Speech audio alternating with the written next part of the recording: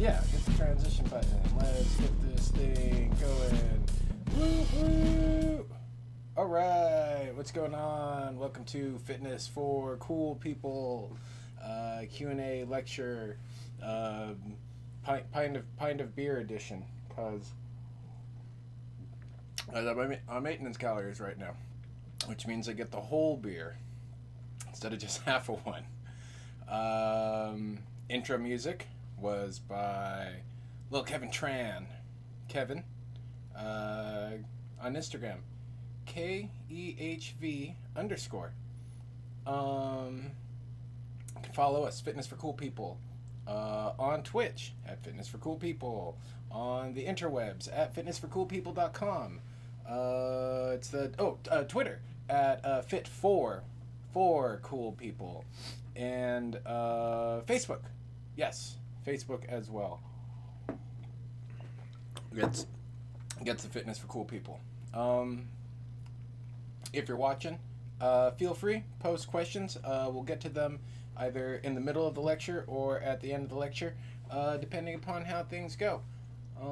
Today's lecture is on essential exercise terminology. Here's the mouse. TLDR edition. What? Do you need it? Do you need the...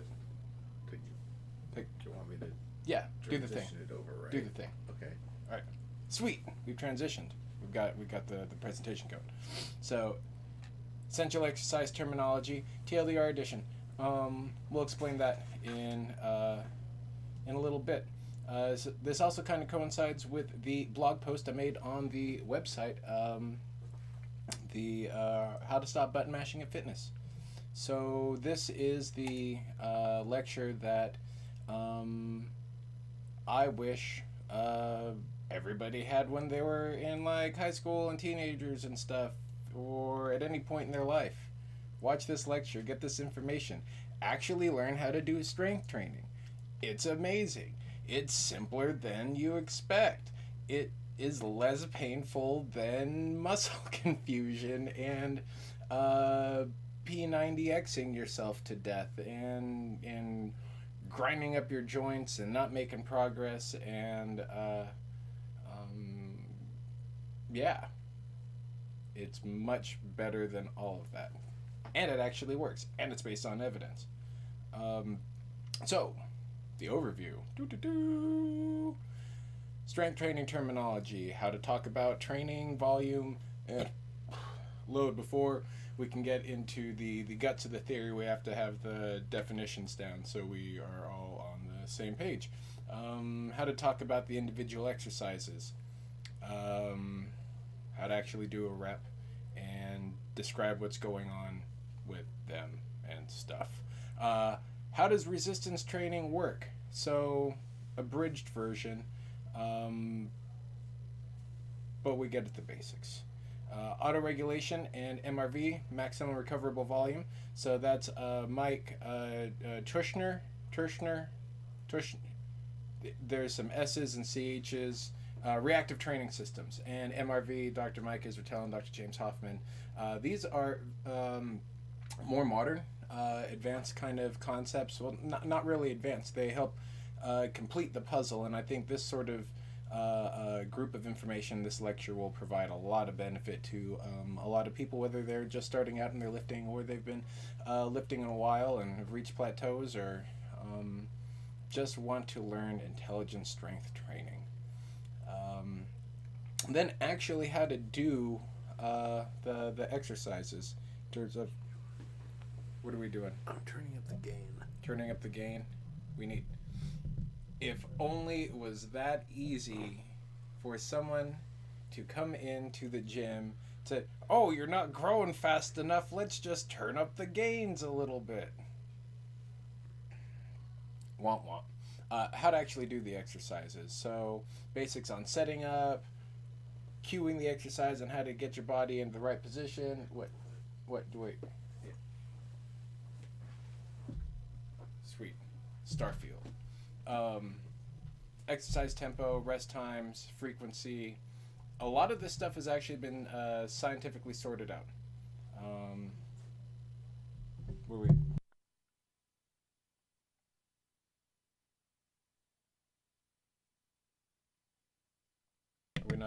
Are we? Are things good now? Okay.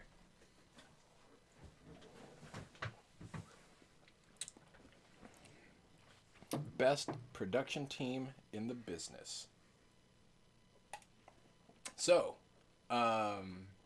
this is the sources. I didn't dive through like the ghrelin and leptin video nearly as much in the research reviews and the meta-analyses and papers and stuff like that, because there's so much information out there already.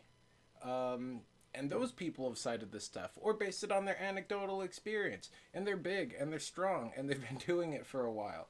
So this big chunk right here is pretty much where most of the information from this lecture is coming from. And you can find it all over social media and the interwebs. So a lot of it is going to be paraphrasing interviews and information from the Revive Stronger podcast. It's formerly the Bodybuilding, Powerlifting, and Macros podcast. Steve Hall is a competitive bodybuilder and a physique coach, and his company Revive Stronger is awesome, and he's awesome and he makes fantastic material. So listen to him.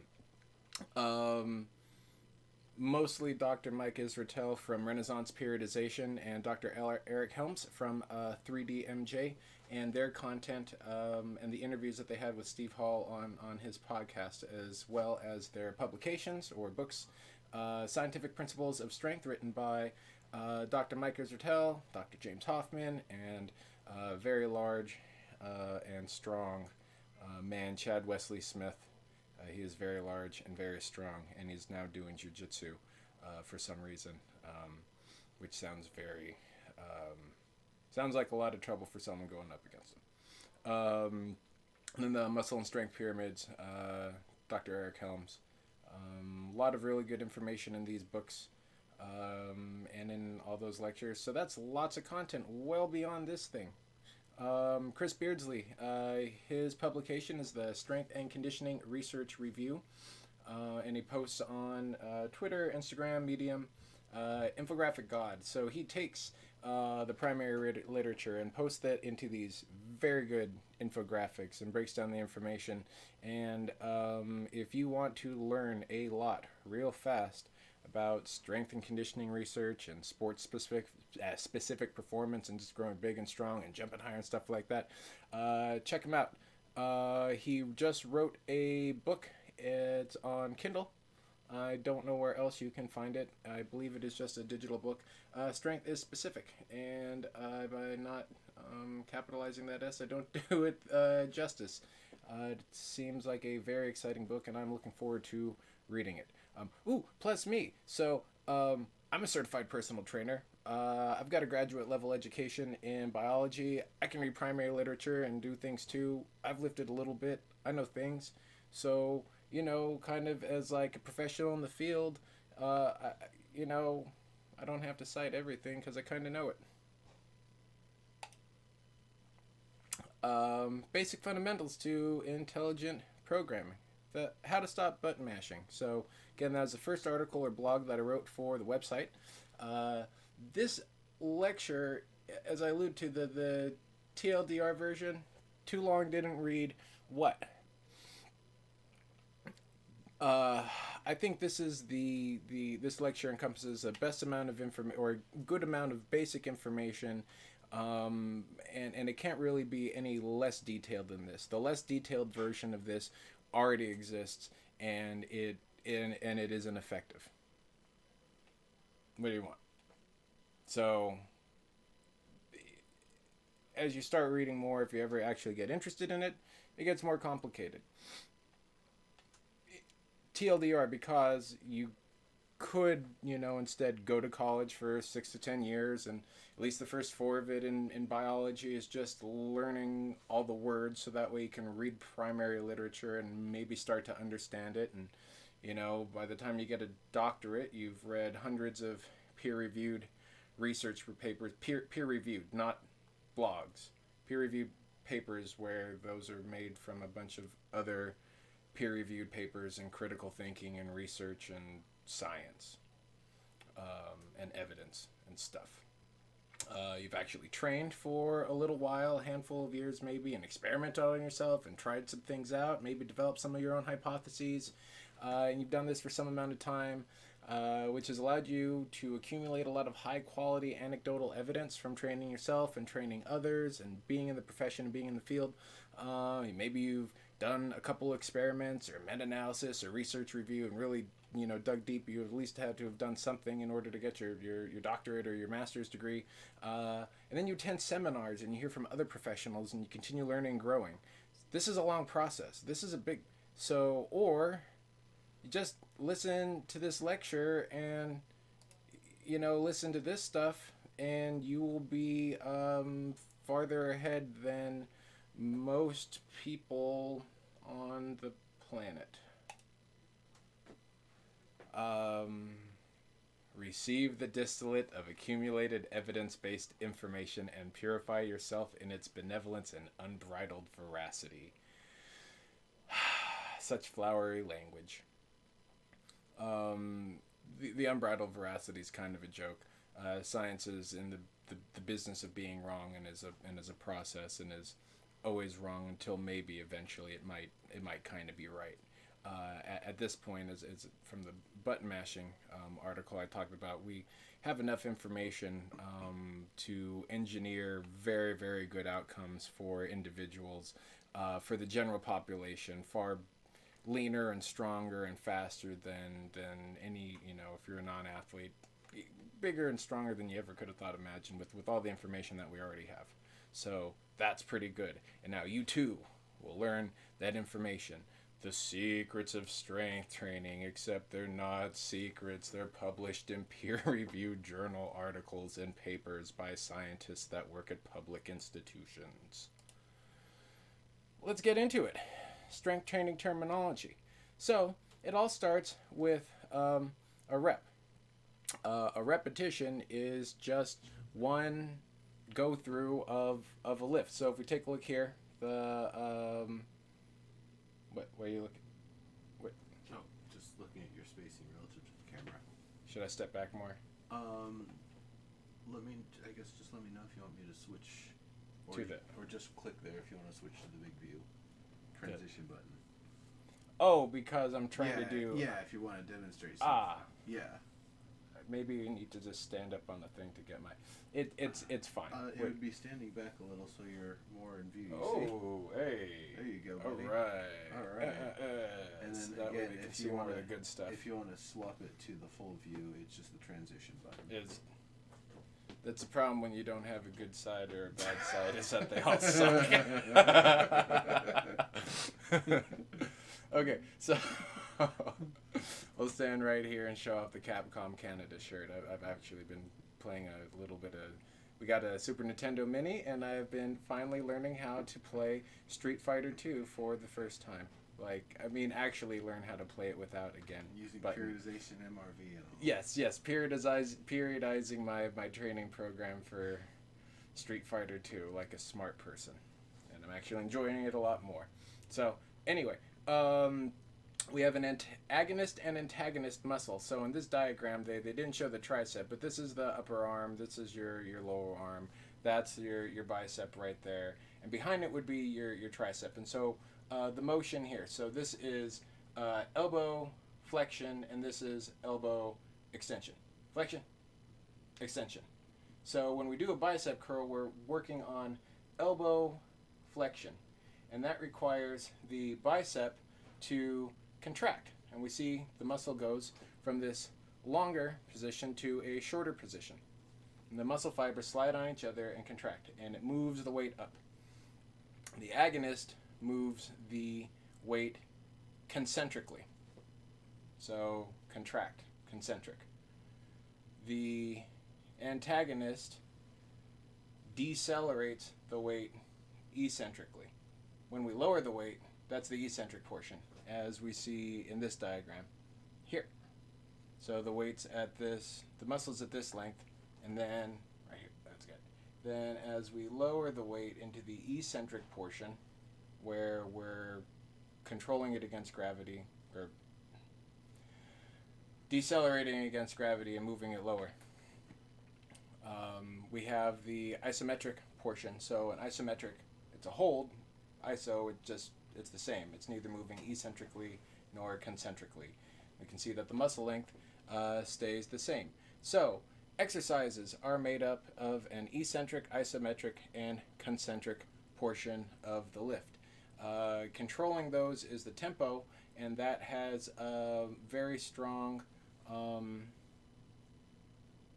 consequences, ramifications, implications, that's the word, implications. Likewise, we can look at the cycle of the lift in the context of the muscle stretch shortening cycle. So we have tendons and ligaments where when the weight essentially bounces off of them, they have a reflex where they'll contract. And so when we're loading in the eccentric portion, if we had the weight right here and we just kind of let it drop real quickly, the tendons in my elbow would cause a contraction of my muscle and cause to help bounce it up. And so the transition phase or amortization phase is almost the equivalent of the isometric. And then there's the lifting part of the concentric. Two different ways to look about two different concepts. Essentially, concentric moves against the load, so against the weight of gravity lifting it up, and the eccentric decelerates the load as it lowers. Clusters of reps become sets. So we'll see the set is basically the unit of volume in terming the dosage that we give ourselves for exercise. I don't think I say it specifically in this lecture, but exercise works in a dose-dependent response where you can give yourself a certain volume and it causes a certain result. You can increase the volume and potentially increase the result. Load. Many people refer this to intensity, but as strength training has evolved, we've come to use intensity to mean different something else. We'll get to it in a sec. So the load is measured in either weight or pounds or kilograms, or the other way that it could be measured is in percent of your 1 rep max. So there's this sport called powerlifting, where the goal is to do 1 rep of your squat, bench, and deadlift with as much weight as you can muster without dying. And you can then base your exercise loads and reps and sets based upon how much you personally can actually lift. So percent 1 RM, percent single rep max is a way to scale the weights. And so if you go through and you see a program, and we have a sample of one from one of my templates here, we'll talk about that and see how everything kind of populates and generates there. Now, actual intensity, or referred to as relative intensity. So there's 3 ways that we can measure that, or kind of display that information. So it's a RPE scale, rate of perceived exertion, the reps and reserve scale, RIR, or we have a bar velocity and a bar velocity curve. So RPE and RIR are inverse relationships to each other. When we're doing a lift, let's say we're doing our bicep curl. So we can lift it to contractile failure, i.e. we run out of energy, ATP, to the point where we cannot contract the muscle. We can't contract the muscle anymore. That would be failure. That would be an RPE of 10, meaning you have 0 reps left in the tank, or an RIR of 0 reps left in the tank. And so as we go downward, an RPE of 9 would mean we had 1 rep left in the tank. RPE of 8.5 would mean we had approximately 1.5 in the and then right here RIR, if we had an RIR of 2, what means that we'd have 2 reps left in the tank, and an RIR of 2 and an RPE of 8 mean the same thing. So whichever one is easier for you to visualize, but they're essentially the same thing. Bar velocity is very new. So they found a linear relationship with how fast the bar moves concentrically. So when you're lifting during a person's lift at various loads, 20%, 30%, 40%, 50%, all the way up to 80%. From 80% and above, when you start getting into maximal strength, they found that it doesn't have quite a linear relationship, and especially in more trained individuals that have the skill of doing single rep maxes, the bar speed actually slows down even more because they've got more weight relative to their size, or what would be expected as compared to novice lifters. So anyway, once you have this curve, this relationship for how fast the bar is supposed to go based upon the weight that you're doing, you can then prescribe a load based upon changes in bar speed. So you could say, okay, lift this weight until your bar speed slows down this much, and at that point we could say you've generated enough fatigue or enough of a stimulus from the workout to quit, to stop. And so this is very modern, and especially with the cameras and stuff like that, and programs now being able to track that stuff. Pretty cool application for beginners. The RPE-RIR scale is good. If you're an athlete and you're doing sports stuff and you have access to the equipment, doing the velocity is a way to load the bar. Might be kind of fun. So down here in this graph, let's put it all together. So the exercise is the high bar back squat, which is a very good quad and hip extensor developer. So sets, 4 sets. So we're going to do a cluster of the high bar squat 4 different times. How many reps are we going to do? Somewhere between 6 and 8 reps. What's our RPE? Somewhere between 7 and 9. So this means that we're going to do 4 sets of 6 to 8 reps where we're lifting a weight to an intensity. Every time we're done with a set, we've got somewhere between 3 reps left in the tank and 1 rep left in the tank. This roughly corresponds to about 70 or 75% of a single rep max. So if a person has those, then they can plug that in. And the weight that's generated could either be, again, from that single rep max or just from training logs if you don't have the information there, 145. So all this means 4 sets of 6 to 8 reps lifted, each set with 1 to 3 reps left in the tank at 145 pounds. If, let's say, I'm having a better day, I might lift maybe closer to 8 reps. Maybe my RPE will be a little bit lower, and so I might want to do a few more reps or increase the weight. Maybe I go in, and on my first set, 145, it crushes me, and I hit an RPE of 9, and I only do 6 reps. Well, that's not good. So what I could do is drop the weight down, do what's called a down set, and lob off like 10 to 20% of the weight, and get my volume in that way if I'm training for hypertrophy or for size. So relative intensity really answers questions about, okay, should I train to failure? How much? How hard should I lift? All sorts of stuff like that. Very good missing piece of the puzzle. More strength training terminology. So that's about the actual session organization, the individual session. Sets, clusters of sets, of reps of different exercises. But we can look at exercise on a much larger cycle because the adaptations, the chronic adaptations to strength and exercise and conditioning work on much longer scales. 1, 2, 3 months, years even. And so by grouping the exercises in chunks, it allows us to better, more specifically, organize them to get directed adaptation. So let's talk about the different cycles. So a microcycle, as we see down here, it's about a week or so. Mesocycle is a cluster of microcycles that are maybe about 3 to 8 weeks long. there's a variety of reasons why. What do you have to? No, it's just closing. Okay.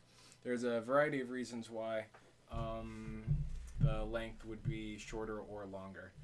A lot of it is preference. A lot of it is how much fatigue you accumulate relative to your ability to recover. And we'll talk about that later. A training block. It's not listed here. It's not really like an officially sort of term or a cycle term, but it makes sense. It's a cluster of mesocycles. Like 3 to 6 mesocycles. They're just general terms, so that way when we're talking about it, we understand like what unit of measurement approximately we're looking at. Like a microcycle could be 8 days. It doesn't have to be based on the week. It could be 10 days, whatever.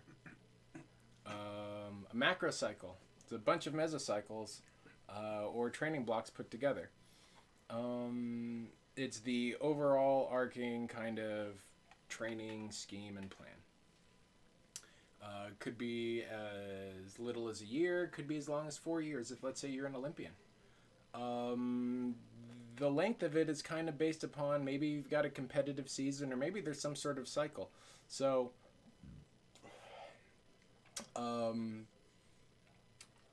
there's a much more advanced one of these things for sports. It involves general preparatory phase, specific preparatory phase.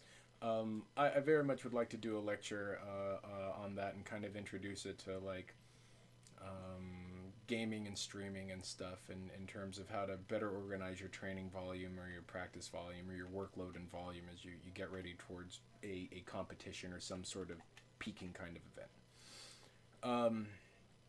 Deloads, maintenance, light days, active rest. These are times where you specifically reduce the volume, intensity, and load to recover. We don't train all hard all day, every day. Train it to the max, brother. While you're sleeping, someone else is out working you. That sort of thing. No, let's come in fresh and crispy. If you watch NBA basketball at all, and you'll see. From 2013 and on, Greg Popovich with the San Antonio Spurs and Steve Kerr and the Golden State Warriors, resting stars in the middle of the season so that way they don't get injured and they're fresh and strong for when it counts, the postseason. So we can use these sort of rest days so that way we can rest up and get ready for overloading workouts and overloading stimuli, which are required in order to get stronger or progress. Deload is approximately a week and is usually it's done at the end of a mesocycle. It's a way to drop all the fatigue that you've accumulated. There are maintenance periods, so that could be 2 weeks to as long as 4 weeks to drop fatigue. Sometimes it gets turned into a strength cycle where you do low reps, low volume, and higher intensity, and continue to just taper your volume down as you get towards the end of maintenance to drop fatigue. Light day could be when you're coming in, and with the before example, I was like, okay, so it's the high bar squat for 145. I did 6 reps for an RPE 9. And if I try and do that, I'm just going to get killed. So, if it's such a bad performance, let's say I hit a RPE 10, or let's say I could only do 5 reps with 145 and they looked awful, it's like, let's just take a light day where we drop everything off, move around. Research shows actually that going in and taking that light day and moving the body around and pumping the blood and stuff like that, you'll actually recover faster than if you didn't go into the gym. Active rest. So rest days within mesocycle or rest days at the end of a macrocycle. So 2 weeks off where you just say, I'm done with training, I'm done with this. If I go to the gym, I'm just going to kind of mess around and do something. Maybe I'll learn how to do a backflip or something, or do some, play around on some rings, something. Just do some whatever goofy exercises just to move around, but really let your bones and your connective tissue give it time to really, really rest and get you ready for the next hard year of training. They're all really loose. week, month, one day, some days, whatevs. The point is, they're absolutely necessary, and they're also part of strength training terminology. Bam, bam. Periodization. Some people stake their names on it, like Renaissance periodization. 3 components, I think, to it. So you're organizing training over time, like we said with the cycles here. You're modulating variables, so your exercise selection, your repetitions, your intensity, all those sort of training variables to engineer specific adaptations. And it's directed towards some sort of peak. So either maybe a competition or a personal record of some sort where you set yourself up to lift more of some sort of lift. Or maybe you're just doing, functional overreaching for some sort of sport performance, or because you're a masochist and you want to feel what it's like to completely blown out and absolutely need to deload. That's fine, but it's always, let's go this way, there we go. It's always going towards something. And that's what the specific adaptation's for, is to help us get better at something. Maybe it's just losing weight and getting bigger and stronger. Maybe it's actually increasing maximal strength. Maybe it's preparing for some sort of, I don't know, this is for gamers and the community. So cosplay, you want to be as fit as possible for cosplay. Maybe you LARP and you want to your armor to be more beefy or something like that, or swing harder. Stuff. Yeah, anachronistic stuff, something like that. Maybe, okay, so this is when we did, maybe you're in the game industry and you go to conventions and walking and lifting and carrying this stuff beats the tar out of you. So you can say, all right, I'm going to plan for getting in convention shape so that way when I go to the convention, I don't have shin splints and my butt muscles don't hurt and life doesn't suck, and I can actually carry the computer monitor all the way out to the car. Because my company is too cheap to have a good draggy thing for it.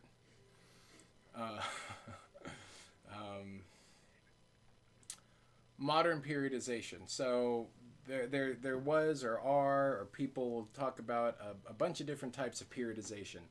Daily undulating periodization or programming. Most people actually mean programming when they say periodization, but developed by Mike Zordos, or linear periodization or nonlinear periodization or block training, or this and that, and a lot of this stuff came about from like Olympic weightlifting during the Soviet Union and their plans and programs and stuff, and it was before like we knew all this stuff, so they had to give it a name or something. One of them isn't better or worse than the next. Modern periodization takes all forms of periodization as needed and whatever tools are required to generate the outcomes that are chosen. So if you're trying to get stronger and increase your single rep max, using a linear periodization model might not be the worst idea, but you can also use it with block or whatever. To me, these sort of things kind of are almost superfluous and meaningless, with the exception of the daily undulating programming. Essentially, daily undulating programming means you use a couple rep schemes over the week for the exercises. So the idea is you might be sending a slightly different stimulus to the muscles and working them over slightly different rep ranges to get a more complete muscle activation or stimulation. We're not 100% sure if that's actually something that happens, but having a little variation with the weights that you're lifting and the reps and stuff like that, it's very good for adherence, because it gives a little variety, a little spice of life to it, instead of just going in there monotonously banging out like sixes. Oh great, what's on the menu today? More 6s and 8s? Fine. Doing 6s and 8s will get you burlier, sure, but it's also fun to do some sort of higher rep stuff. Or maybe not fun, but it feels like it's necessary. How does strength training work? So we're going to talk a little bit about 2 of the key principles of strength. There's 7 of them that Dr. Mike Israetel et al. Go over in the scientific principles of strength. The first 2, specificity. Train what you want to get better at. This is essentially, if you're trying to get better at a marathon, don't work on your single rep max for deadlift. If you want to get stronger for a powerlifting competition, don't do marathon training. It doesn't mean if you want to get better at doing singles, the only thing that you will do is singles. That was a technique kind of used in the Bulgarian everyday training method in the, I guess it was the 60s and the 70s during their Olympic weightlifting heyday. It's been adapted to other things, but anyway, I digress. So specificity, train what you want to get better in. And then progressive load, overload. Things must get more difficult over time. Full stop, period, end of story. Every time you come into the gym, you have to be doing a heavier weight or more reps or more sets or something. If you, in a quaint way of saying it, if you did the workout you did last week, you're going to look like what you did last week. You have to give your body a reason to build more muscle, build neuromuscular adaptations. There has to be some sort of stimulus above and beyond its capacities in order to generate the adaptations, the chronic adaptations that we're going for. Which okay, so it's not on here, but I want to talk about it real briefly. So muscle confusion and shocking the muscles. So if every 2 weeks you completely take your cycle and turn it upside down and just, okay, I'm going to do these this group of exercises, even if they're good exercises, instead of, the bullshit exercises that you expect to see from like a P90X muscle confusion or something like that. Someone said like, oh yeah, every 2 weeks I change out the exercises so that way I can feel it again, because the body adapts. Like, yeah, sorta. Like, the crippling pain from like doing new exercises and the DOMS, the delayed onset muscle soreness and stuff like that, like, once that goes away after the first 2 weeks from doing the exercises, then you can actually start growing and getting stronger and building muscles. The first 2 weeks when you're doing something new and just doing it with all this sort of, you're just in a bunch of muscle damage that your body can't overcome, and it's not necessary for a beginner and all people. So no, I don't want to shock or confuse the muscle. We want chronic adaptations. We want to send the same signal repeatedly every time, making it more difficult time and time again so the body can adapt to it. Like, the chronic adaptations to doing the same exercises is getting bigger and stronger at doing those same exercises. We don't want our muscles to be sore and shredded all the time. Then we just practice getting our muscles sore, but we don't get any traction. Okay, so there is a difference with strength training. So before, I just thought that like the most muscular people and the biggest people were also the strongest people, and while that's true to an extent in terms of actual specificity, 1 rep max, the stimulus required to get as big as possible is slightly different from being as strong as possible. Strong, and there's a variety of different types of strength as we'll talk about, but the strong that we like to see, like the strong man, throwing kegs and whooping ass and stuff like that, carrying logs and pulling stuff, big ass trucks with their teeth and what was it? getting run over by semis and ramps and stuff. Yes. Like, okay. Or single rep max strength like Chad Wesley Smith has, for example. Doing single rep maxes, that's a skill. That's a specific skill. There's specific strength to it. Heavy load, low speed strength, and we'll talk about this with this force velocity relationship curve. So while you'll do a lot of the same things, the stimulus will be slightly different. The to get stronger, the weight has to go up all the time. Muscle building, it is the volume of the exercises, the how many sets and reps is more of a driver, and that's probably a post in and of itself. So when we're talking about strength versus muscle building, we're really talking about neuromuscular adaptations versus hypertrophy.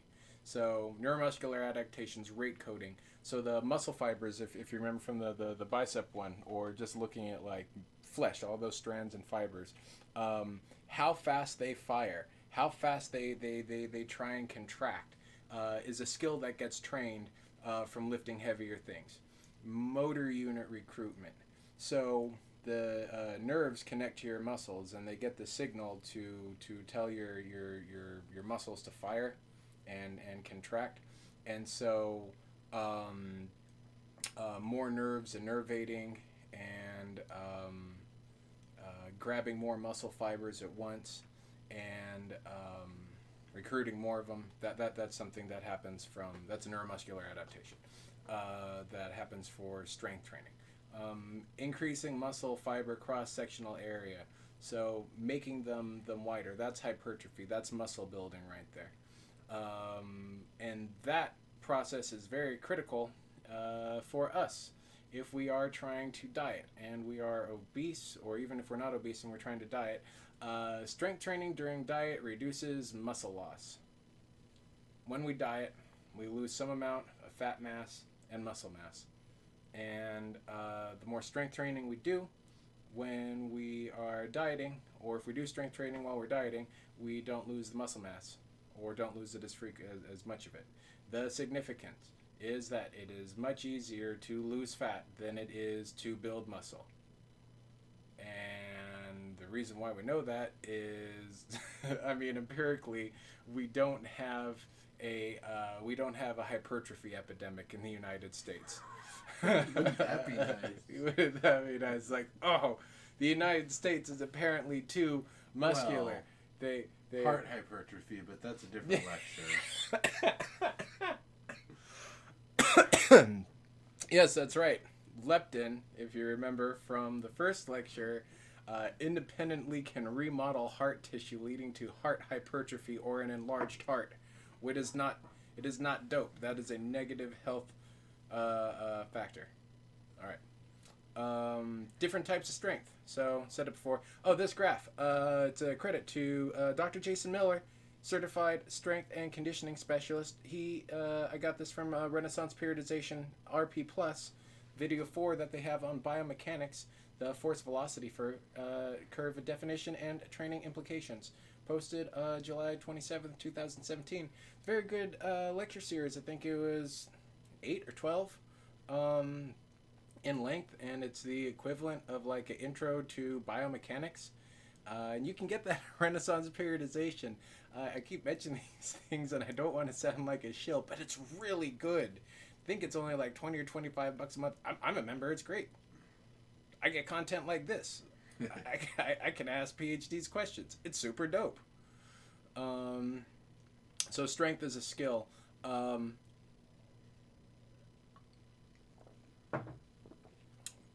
Again, to really learn more about it too, Chris Beardley's book, Strength is Specific. Strength and power, it's a function of force and velocity. So let's look at this. So the eccentric portion, the lowering, the loading portion. Here, zero velocity. So negative. The bar is basically crushing us. Zero velocity. The bar isn't moving. We're holding it up, and it isn't crushing us, and we're staying. Positive velocity. We're actually able to contract and move the weight. How heavy the weight is on that axis. So, the lighter the weight, the faster we can move it. The heavier the weight, the slower we can move it. It gets to a point where the weight becomes so heavy that it's a stalemate. And then, so that's our single rep max, or just at our single rep max, 100% right there. It's slowing down. we can do above our single rep max, 105, 110%, something like that, and do heavy overloaded eccentrics, where we put more bar on the weight than we can actually support, and we slowly have to control it until it crushes us. More weight on the bar. Is that what I said? You said more bar on the weight. More weight on the... more bar on the... More bar on the weight. I need more bars. We always need more bars. Specific function of force flow. Heavy load, low speed. So right here, 90%, 100% of your single rep max. Light load, high speed. So think down here. Think like a golf club or a frisbee or a shot put might be right here, or a caber. Something like that. These are not, relative to squatting 600 pounds or twice your body weight, a 150 gram frisbee for disc golf or frisbee golf or ultimate frisbee is very, very, very light, and you're moving your arm at a very high rate of speed. You're moving the weight at a very high rate of speed. And everything in between. So... a bulk of the lifting for strength and hypertrophy is right around here, and this I would say 70 to 80% of your single rep max. So you'll be able to get decent sort of bar speed and decent amount of intensity because of how heavy it is. If we're just trying to get bigger and stronger, like just trying to get more muscular, it doesn't matter. Whipping light stuff around ain't gonna do it. And putting really heavy stuff on top of us to crush us is just going to expose us to injury. So right here, 70-80% is a really good mix of training volume reps, stimulus, challenging, but actually effective at doing the thing that we want it to do. So what are the mechanisms for adaptation? So here we go, Chris Beardsley. Here is one of his Instagram infographics, and this summarizes pretty much what this is. It probably does in the same amount of sentences. So what are the mechanisms for adaptations? How do we actually get stronger? How do our muscles actually grow bigger? So there's two mechanisms. One is before I forget, so we found Chris Beardsley posted a article on rats and crushing damage to the muscles, and they found that it didn't actually induce hypertrophy. So no, in terms of stabbing your muscles or crushing your muscles, no, you are in fact not ready for those gains. They don't cause gains. So it is the mechanical pulling and tension on the muscles and the joints and the ligaments that sends a stimulus to our genes and our DNA that says, hey, this is messed up. We can't handle this. You better do something about it. And so it stimulates the production of proteins to create more muscle fibers or more nerves or something, so that way we can better handle the load. The other way we get muscular adaptations, at least, and we'll talk about that, is doing metabolic accumulation and products. So the accumulation of metabolic byproducts as a result of lifting lighter weights to failure has been shown to be an independent mechanism of hypertrophy, because both lifting heavy weights, 80%, or lighter weights to failure involves getting full motor unit recruitment and recruiting all the muscles. And you want to, if you get all the muscle unit muscle fibers recruited in your muscle during the lift with a sufficient amount of volume and based upon a sufficient amount of intensity, you'll stimulate strength or hypertrophy, or both. Where do we get full motor unit recruitment? So lighter loads, 30% or lower, or 50% at high velocity bursts. Again, for performance only, for sport performance. That was that stuff down here. So doing like push presses and stuff like that to finely tune the muscles to apply high velocity and power to smash things and jump higher and stuff like that. 80% of your single rep max or greater. So as we see right here, it says 85% is likely full from the first repetition of the set. If you've ever lifted something heavy in the gym that is at 80 or 85% real fast, like, you know what kind of party it is. You're picking up, it's like, bro, that's heavy. That's not challenging.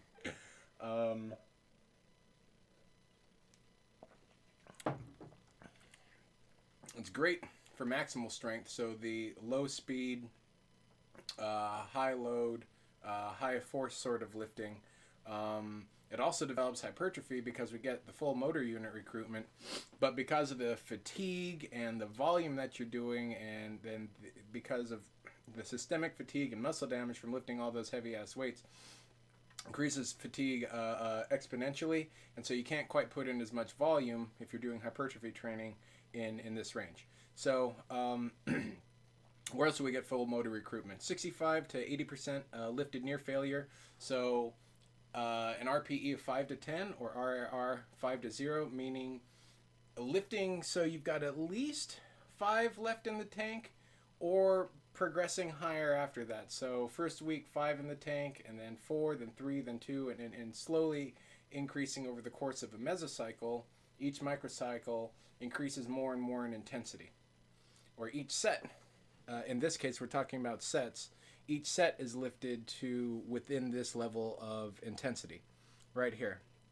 So as I said, below this load, all high threshold motor units are not recruited without presence of fatigue. So lifting to a level of, again, about 2, anywhere between 5 to no reps left in the tank. The cool thing about this is that by using moderate loads in this range, according to this infographic, you can actually recover faster than using light loads, and we'll explain why that happens over here. So these lighter loads, 60% to, it says 30, 40, about 40, 60. The edges are kind of fuzzy, but the sentiment is still the same. 65 to 80% is great for general foundational strength, because then you can start increasing more and more to that plus 80% range. You also get, as we said here, great hypertrophic stimulus. 40 to 60% lifting to contractile failure. So again, in this range, it has to be lifted to failure, right? There needs to be fatigue. The closer we lift to failure, as we'll see in another slide, we have an exponential increase in fatigue. You are lifting these to contractile failure, meaning that you've got so much lactic acid and so much metabolic waste in your, wow, this is going long, that's awesome, metabolic waste in your muscles that you can't lift it, and so you have to wait a few seconds for your blood to clear all that stuff, generate enough ATP in your muscles to actually be able to contract it again. That sucks. Next day you've got DOMs for days, you can't move, you can't sit on the toilet, you can't sit. Ugh. For beginners, you're just punishing yourself, and it's stupid and it's not necessary. And it's painful and will detract you from actually lifting. It's not bad or wrong, it's actually really cool. But it's, that pump style training, as we'll talk about, it isn't wholly necessary and isn't even the dominant mechanism for developing hypertrophy. It's the sizzle or the sugar. Some people it actually is, depending upon their muscle type, their muscle fiber type distribution and stuff. But for the most part, again, right here, 65 to 80%. Boom, bam. Less than 40%. It's, yes, technically, sure, you can generate muscle around here, but it's fleeting. You don't really get, there's no hypertrophic stimulus. Maybe it helps from blood flow occlusion, but around 10-20%, you can't really get much, because it's just not, it's essentially doing cardio. You can't really, it's something 10 or 20%. You're trying to lift it to failure, lift it to failure, and lift it to failure. But it's not intense enough to the point where you can just continue clearing, blood lactate until you've been doing it for 5 or 10 minutes, and that's cardio at that point. Blood flow occlusion Goodness. All this beer is making me cough. It's spreading. God damn. Blood flow occlusion is gnarly. You put a stupid tourniquet. You literally put a tourniquet on your arm and you tie it off, and then you do pump stop, and because the blood can't clear, it gets stuck. It pulls up, and all the metabolic waste pulls up in there, and it causes these gnarly pumps apparently, and gnarly DOMs. But you can get hypertrophy from it. So rehabilitation possibilities. If let's say you're in bed, instead of having your stuff atrophy, someone comes in and like they're tying you off to do drugs or something. Say, no, get a pump. You know, just like the lady when she's trying to draw blood, the person when they're trying to draw blood for you, the nurse or whatever, and they tie up that tube and you start getting a pump and everything's. You can actually do that to grow bigger muscles, but it's not the most effective, and it hurts like hell. It's really for advanced people, but it exists, and I know Mass, Eric Helms et al., their publication has articles on this. So anyway, mechanical tension, metabolic accumulation, 65 to 80% seems like it's the best. And that's the reason why you can, you're lifting to near failure versus here you have to absolutely lift to failure. Here you're not worried about the accumulation of metabolic damage or metabolic byproducts, which causes muscle damage, which may or may not correlate to muscle damage in and of itself is not a mechanism of stimulating hypertrophy or gains. Muscle damage is just something that happens as a product of doing the things that stimulates muscle growth and strength gains, is where the research is at right now. RPE and fatigue management, stimulus recovery adaptation. So we skipped over fatigue, which is the third scientific principle of strength, and we just skipped, I think, right on to number 4, stimulus recovery adaptation. There's fatigue. So we'll get to it. But essentially, every time we go into the gym, this graph, Dr. Brett Contreras, the glute guy, he's got the glute lab. He's smart. He's got a guide on hypertrophy. He has really cool glute training products and is smart and is awesome. And so go to his website and take a look at his information. So stimulus, recovery, and adaptation. It's a cycle. So here's our workout. Stimulus, our skills and our fitness is diminished for a second. Then recovery. We start getting up to where we were before, and then adaptation.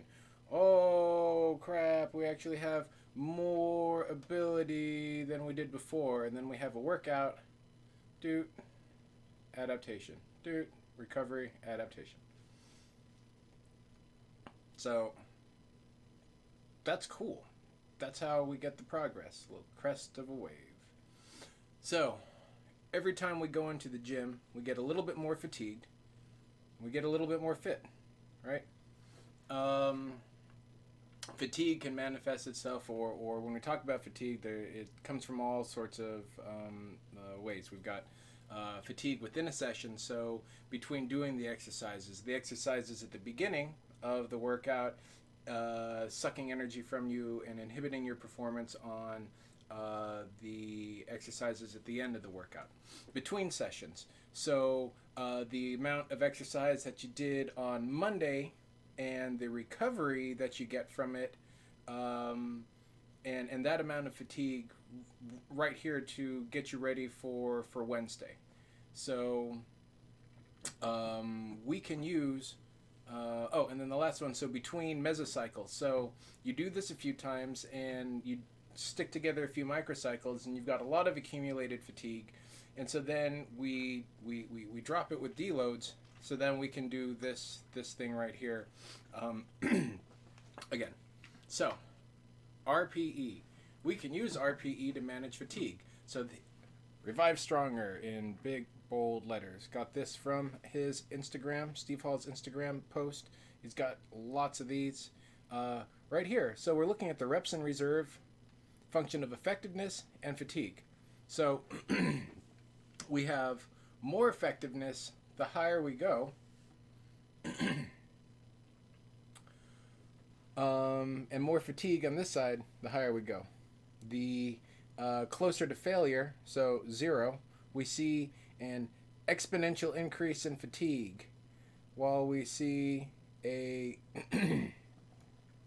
linear decrease in effectiveness. So what happens is that we accumulate more fatigue relative to the amount of gains we get the further and further we get to failure. So right here, this RPE2, or as I showed before, it would be an RPE of 8 or an RIR of 2. In this case, RIR of 3 to 1 or an RPE of 7 to 9 right in here is kind of the sweet spot for forward training. By lifting most of the time here, sometimes a little bit lower earlier in the mesocycle, sometimes here later on in the mesocycle or later on in the block, we move through a variety of stimuli and rep ranges and intensities, and we get a very good spread of directed adaptation and stimulus, again, leading towards a peak, like I was talking with periodization, leading to a personal record, maxing out in some way, shape, or form, and then deloading. So how can we use RPE? So this is RPE reps in reserve right here. So instead of lifting every single set to failure, if we leave a little bit in the tank, it's more effective, less fatigue, which means we can come back more frequently because this part, the recovery time, isn't nearly as long.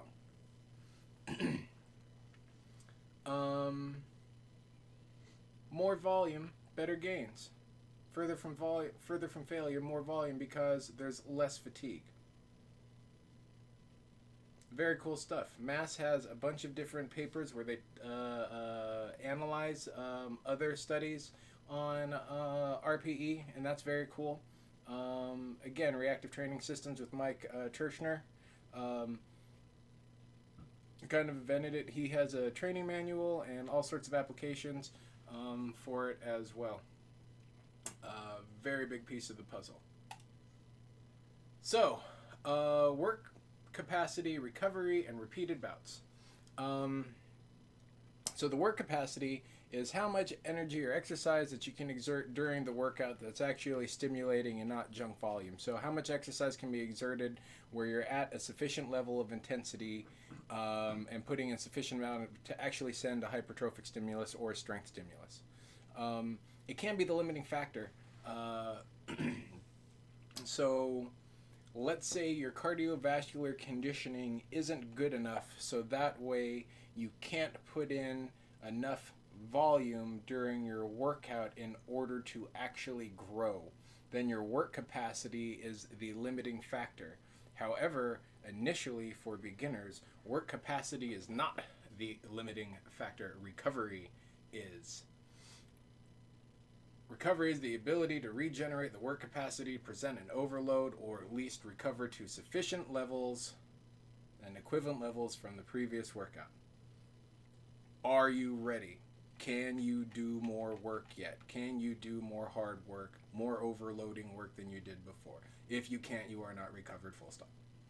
A lot of factors: sleep, nutrition, hormones, stress, training age, regular age, all that cuts into your ability to recover. What is all this? When we start working out at the gym and we're very detrained, we go in there and we just flee around. Oh shit, I'm just so happy to be in the gym. I'm working out, I'm doing the thing. It is so easy for, even with our pitiful work capacity, the first few weeks, months, days, it is so easy to put in, even now, or with anybody. You can take someone to a gym and blow them up so that way they're sore for a week or 2 weeks. It is easy to destroy people like that.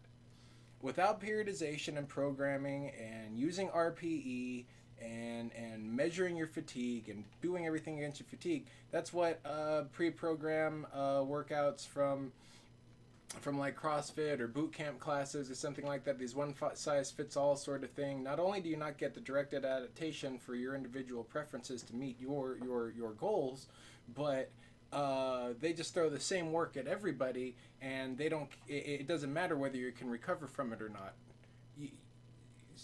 They just train wreck you, and most people think like getting train wrecked and destroyed is how you actually muscle confusion, shock the body. No, that's not it. That feeling of wretchedness after you do a boot camp class the first time, that's not what we're looking for. That is not good training at all. If you ever do that, like, stop, recover, do significantly less, and then grow your way into the volume. It's less discouraging, and it's a lot safer. The repeated bout effect. So, as I said, when we are untrained, our bodies are frail and weak. We're a wad of cookie dough. Cookie dough. We accumulate shitloads of fatigue and damage. The more we train, however, the more resistant we get to that, resistant to damage we are. Those are the chronic adaptations. So that's good, because it means we can put in more volume and send a better hypertrophic stimulus. The downside, it's bad, because now we actually need more volume to do the thing, because what we were doing before can't get us any gains because progressive overload and adaptations. So,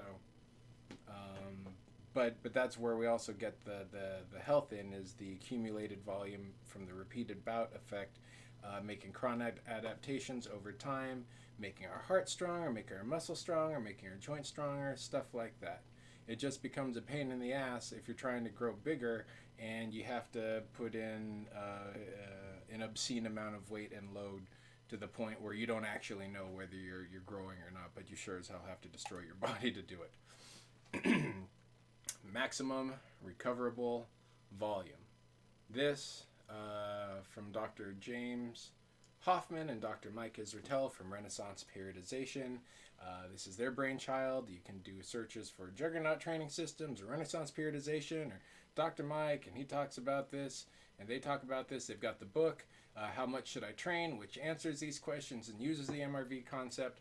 I made this graph that shows the volume landmarks.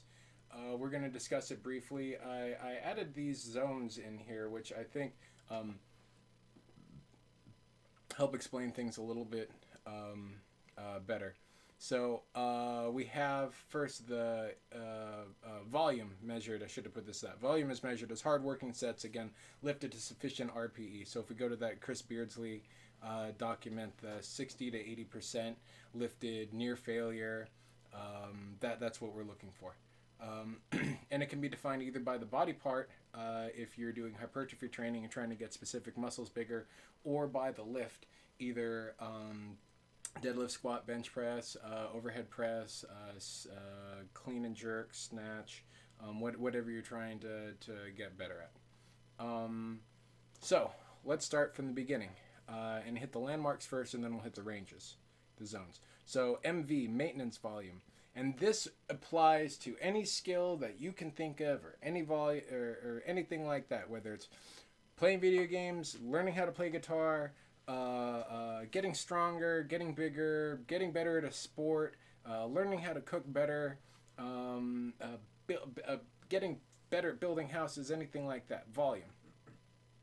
It's all about volume. Maintenance volume is the minimum amount of volume you need in order to not have your skills degrade. So you stay about as big and about as strong.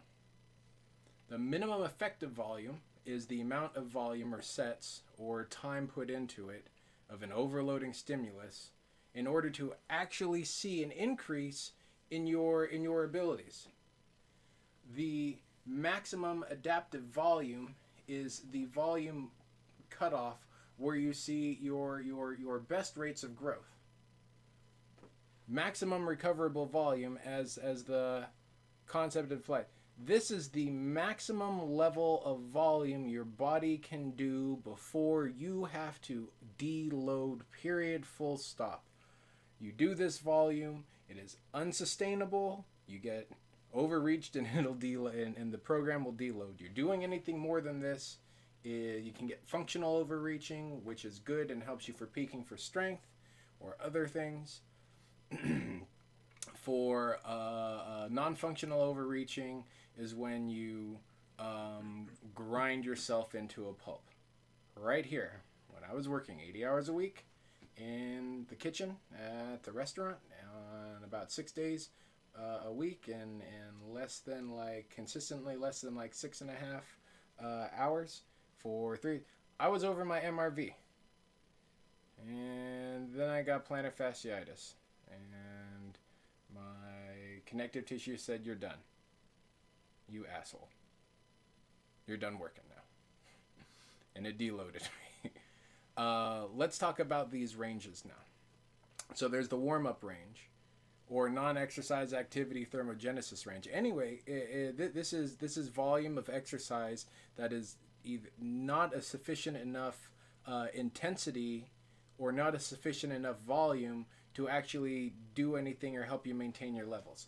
If it's not stimulating enough and it's just light and you're like, oh, I could just do this forever, or oh, I'm just walking, I could just walk forever. That doesn't count. That's just warm up. Junk volume. Dr. James Hoffman special. This right here is wasted fatigue. Because it's more than you need in order to maintain your skills, but not enough to actually get better at them.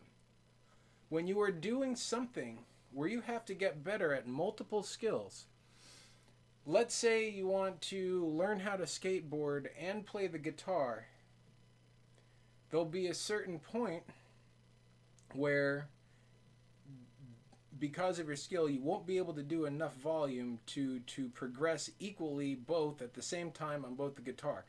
And when you try to put the same amount of time in either the skateboarding or the guitar, because you can't put enough volume into either, it's junk volume. And so you have to, at that case, bring one of them, say your skateboarding skill or skateboarding volume, down to maintenance, so that way you don't get any worse at it, so you have more time and resource to develop at playing guitar.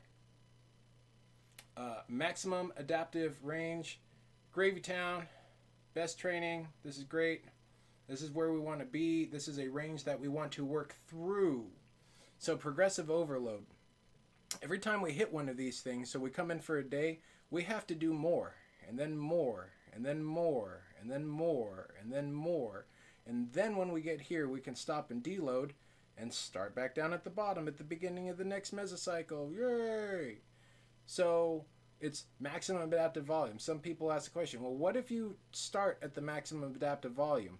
Well, the next time you train, since you have to do more volume and things have to be more, with the progressive things have to be more overloading the next time you come into the gym, you're in the unsustainable training zone, and you can't hang out here too long before you accumulate so much fatigue because of how brutal the training is that you drop. And so you might, if you start up here, you might be able to train for like 1, 2, 3 weeks, 1 or 2 weeks, and then you crap out and die. Versus if you start here, you might be able to get 4 or 5 productive weeks of training and then go into this unsustainable zone. And then, yeah, maximum recoverable. So right here, as beginners, we don't necessarily have to go into this zone. We can stay right here and deload ourselves. As we become more advanced, and the recovery or the training volume book that Dr. Mike Israetel and James Hoffman produced shows how these volumes shift over time as someone's training age and how advanced they are improves and gets better. 2 types of sets. So I've talked to them about them a little bit. The conventional meat and potato sort of sets, controlled eccentric, fast concentric. So we want to lift as hard as we possibly can. Heavy compound basics, squat, bench, deadlift, bent rows, pull-ups, dips, those sort of things.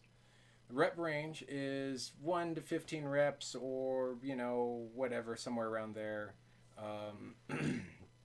Probably not within the 1 to 5 range as much because of how intense it is. Probably not too much higher than this because it starts needing to require you lifting further and further, closer and closer to failure, accumulating more and more fatigue. As a beginner, this should be 100% of your work. There's no reason to do any pump style work. Learn the technique. Learn the heavy compounds. Put in the work. Here, as you become more advanced, the amount of this work might drop to as little as 66% or maybe 50% of your training, and that can vary over a microcycle or a mesocycle. As you become more and more advanced, and as these sort of techniques don't work, you might have to do something to switch things up to break through a plateau or send a slightly different sort of stimulus and recover and then get back to your meat and potatoes. So the metabolite lifting, the metabolite sets, the bodybuilder pump style sets where you're working on accumulating the lactic acid and metabolic products. You're not trying to accumulate the metabolic products, you're trying to get full muscle recruitment, and you get full muscle recruitment by lifting lighter weights, in this case as hard as you can, the result of which is the accumulation of secondary metabolites, some of which may be involved in are involved in signaling hypertrophy and strength gains. So drop sets, myoreps, rest pause, blood flow occlusion, those are different ways. So drop sets is, let's say you've got you're on a seated row, so it's a cable and you're rowing and you're pulling the weight, so you do like 90 pounds, and then when you can't lift anymore, someone pulls out the pin and drops it down to 80 pounds, and then you do those, and then you go down to 70 pounds and so forth. Myo reps, so you do like 15 reps at a pretty challenging weight until you start accumulating fatigue. Then you do 5 more, then you take a break, and then you do 5 more, and then you take a break, and you do 5 more, and it's a way to potentially get in more volumes. It was developed, there should be a TM there, or registered or whatever, by Barge Farley. He's European. I forgot which European nation he's from, and I don't want to, if he watches this, I don't want to mention one that he's not from because he might get upset. So rest pause, similar to myo reps. You do a set, and then you take a little bit of a break, and then you do another cluster of 5 reps, and so on and so forth. Or blood flow occlusion, like I said, the tourniquets, for the gains junkies.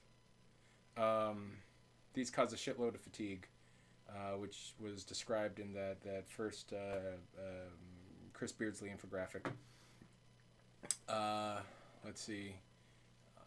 Potentially they adapt, the adaptations happen fast. So Mike Israetel has suggested, and there's been some talk that the body responds pretty quickly to those sort of things, and it loses its novelty after maybe just 1 or 2 mesocycles. It's also a hypertrophic stimulus only. You don't get any strength because it's lighter weights, and it's not enough to move the needle or to even be any sort of practice. It's not 65%. Is the lowest it can be in order to be beneficial for strength training in some way. So I said good for advanced lifters who need an additional sort of it's also fun. Too much fatigue and error and lifting to failure. We when we're beginners, we want to get good, fantastic form, and the closer we lift to failure, the less control we have over things, and we set ourselves up for injury and bad motor patterning and all sorts of stuff like that. So let's save this for the professionals, at least initially. I don't know, 2-3 years in or something like that, you might want to start thinking about it.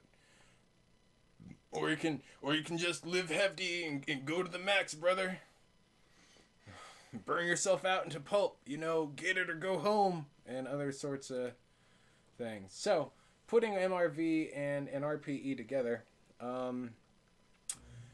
we want to increase RPE over the course of the mesocycle, whether we're doing strength training or hypertrophy training. We want to be lifting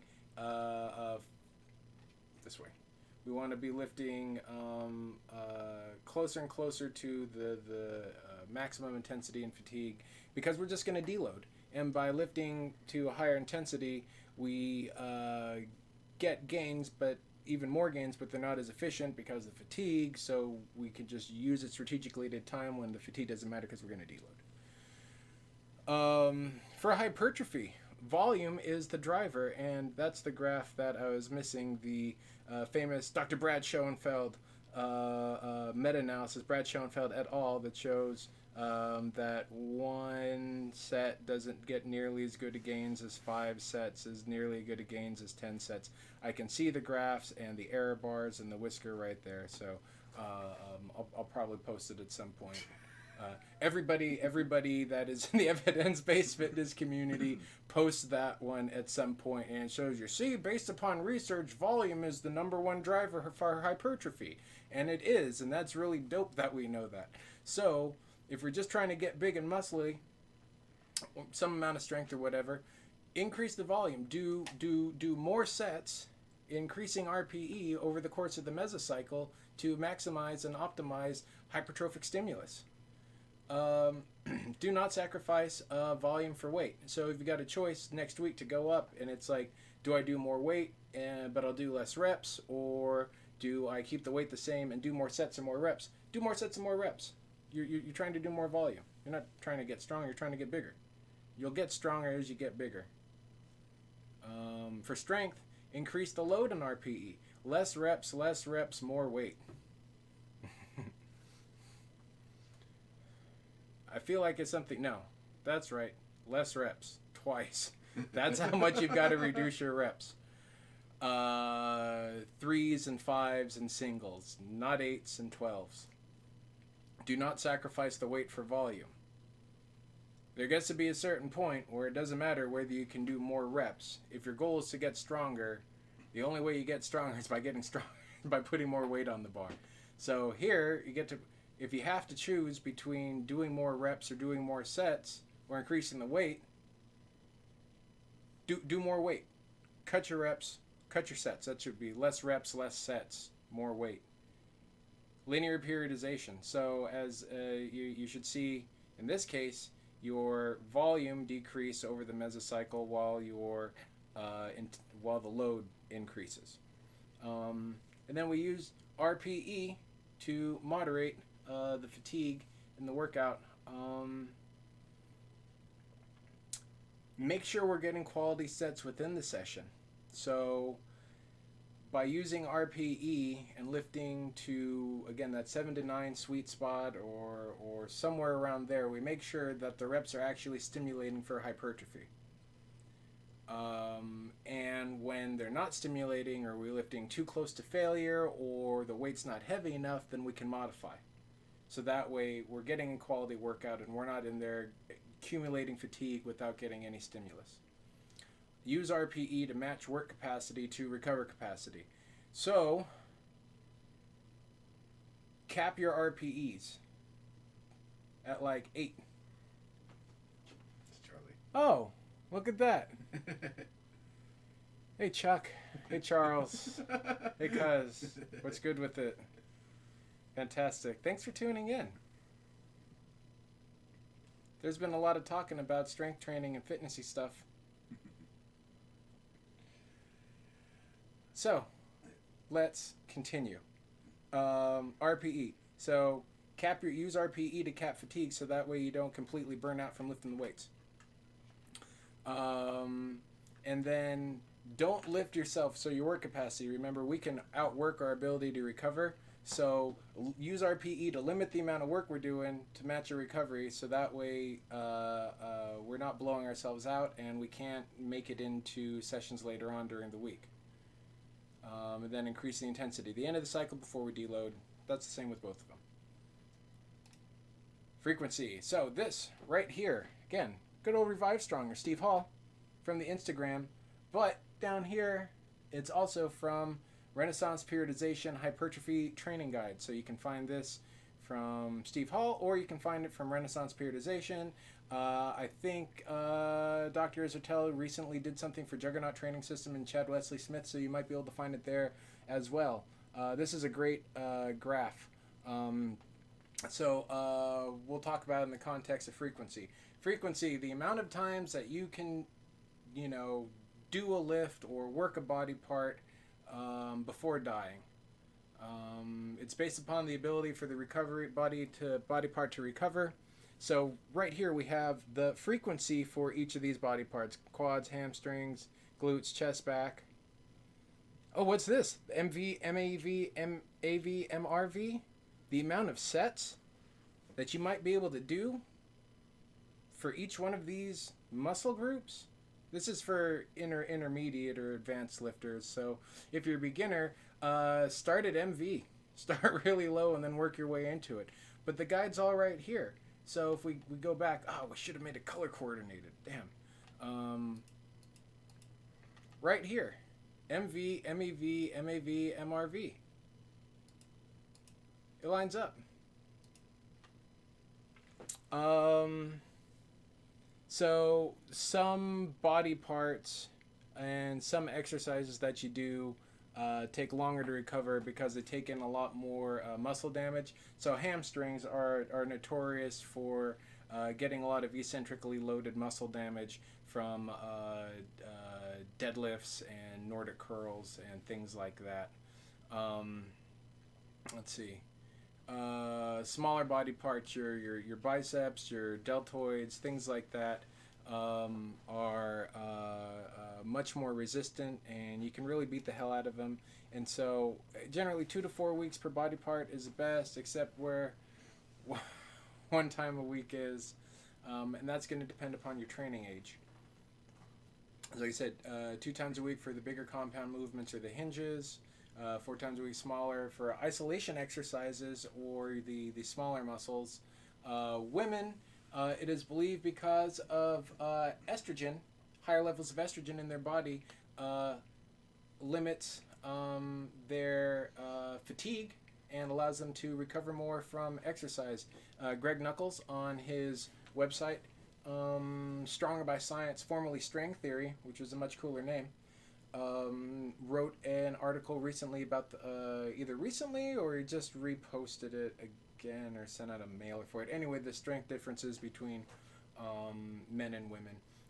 Anyway, it's suspected that it's the estrogen that allows women to recover, and it has nothing to do with that. Oh, they're smaller and they don't generate enough fatigue or volume because their muscles are smaller. So they can do the exercises more frequently, and these volumes right here are for men, but women can have 30 plus for a lot of these, and it's just fine. The cool thing is that if you know the principles and you're just like, oh, I need to increase my sets and increase my intensity to the point where I'm able to recover. That's very true.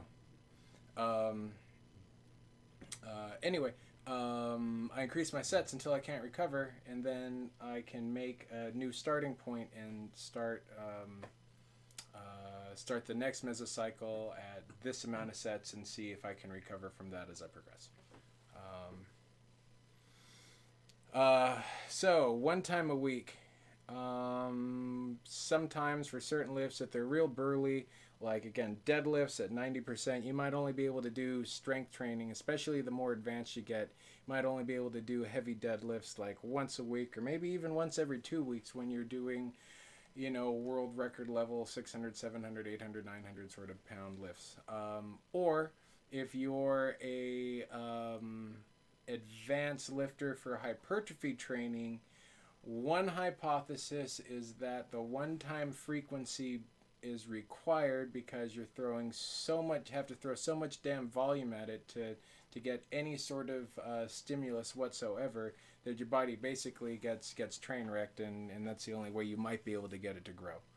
But if you're at that point where you've got to destroy yourself like that, you've already been lifting for 10 or 15 years, and you're already like strong and muscular and are awesome. Session length. So it kind of ties into frequency. Getting back to asking the right questions about strength training. So it's like, how long should my workout be? Somewhere between as long as necessary. Somewhere no more between like 45 to an hour and a half. Or the other way is it should be based upon the amount of working sets and volume that you need to get done that day based upon the frequency that you can lift based upon your recovery. So generally, if you're going to be in there for longer than an hour and a half, you need to get an intra-workout shake that's got some amount of carbs and protein in it, because your body is already used up at around an hour and a half. If it's a sufficiently overloading workout, it's plowed through most of your glycogen and most of the blood sugar that you've loaded up with your pre-workout shake, and the protein might have already been burnt as fuel. And so if you don't want your body to start going after muscles and doing muscle catabolism at a higher rate than it might already be doing, if you're at an hour and a half, that's when you go to the Gatorade or your workout shake with your sugar water and your protein. But right around that cusp. Before that, at an hour, maybe not. 2 hours, absolutely. Or if you're doing 2 a days, absolutely. Or if your workouts keep going long and you're in there for 2, split up the volume, increase the frequency, modify your workout program so that way you can spend less time in the gym per day. The workouts are more effective because you're not trying to gut out exercises at the end when you've already, the exercises that you do at the beginning of the workout are going to be of a much higher quality than the exercises that you do at the end of the workout, especially at the end of a 2-hour workout.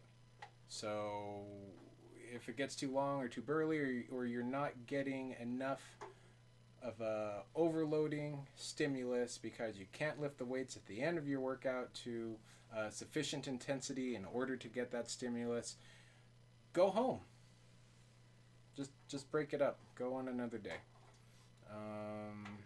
Keep the workouts tidy. So if you're stuck with the muscle confusion mentality, or the OG bro split where I've got a chest day, an arms day, a back day, a leg day and stuff, and that's the only time those muscles are going to eat, then yeah, if you only do legs once a week and you've got to do 20 or 30 sets, you might be there forever and you might die.